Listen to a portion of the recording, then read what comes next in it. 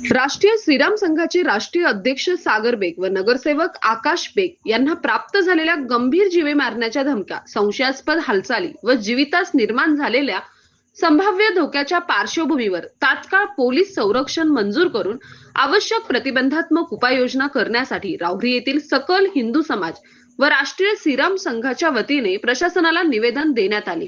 सागर बेग हे श्रीरामपूर येथील रहिवासी असून राष्ट्रीय श्रीराम संघ या संघटनेचे राष्ट्रीय अध्यक्ष आहेत। तसेच आकाश बेग हे नगरसेवक असून दोघेही अनेक वर्षापासून सामाजिक, धार्मिक, हिंदुत्ववादी, राष्ट्रीय एकात्मता व जनजागृतीच्या कार्यात सक्रिय आहेत।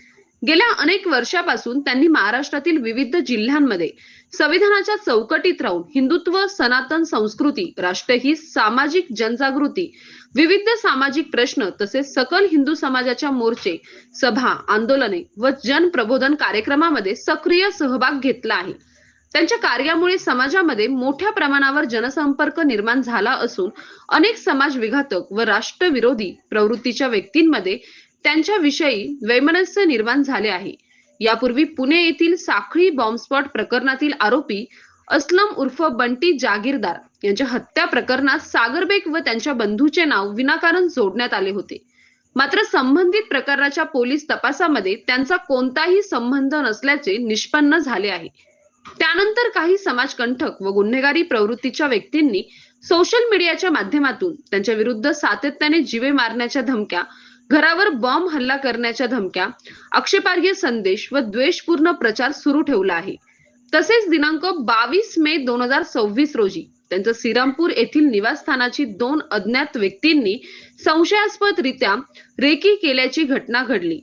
त्यानंतर अवघ्या 2 दिवसात पाकिस्तान स्थित कथित गुन्हेगार राणा हुसेन, सेजाद भट्टी व अबिद जाट यांनी सोशल मीडियाद्वारे सागर बेग यांना घरावर बॉम्ब टाकून उडवून देण्याच्या तसेच जीवे मारण्याच्या उघड धमक्या दिल्या। या गंभीर प्रकरणी श्रीरामपूर शहर पोलीस ठाण्यात गुन्हा दाखल करण्यात आला आहे। तरी देखील संबंधित आरोपींकडून सुरू असलेल्या धमक्या व समाज माध्यमांवरील चिथावणीखोर संदेशामुळे त्यांच्या जीवितास गंभीर धोका कायम आहे। त्यामुळे सागर बेग व आकाश बेग यांच्या सुरक्षेच्या दृष्टीने त्यांना पोलीस संरक्षण द्यावे, त्यांच्या कार्यक्रमाच्या वेळी आवश्यक पोलीस बंदोबस्त उपलब्ध करून देण्यात यावा असे निवेदनात म्हटले आहे। सतीश फुलसौंदर सह राजेंद्र म्हसे, MS न्यूज 15 राहुरी। अशाच नवनवीन बातम्या पाहण्यासाठी चॅनलला सबस्क्राईब करा। जय श्रीराम।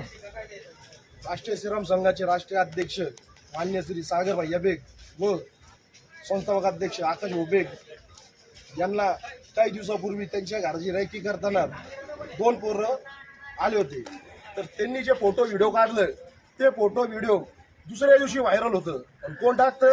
ते कुत्रा बसलेला पाकिस्तान मधला त्याला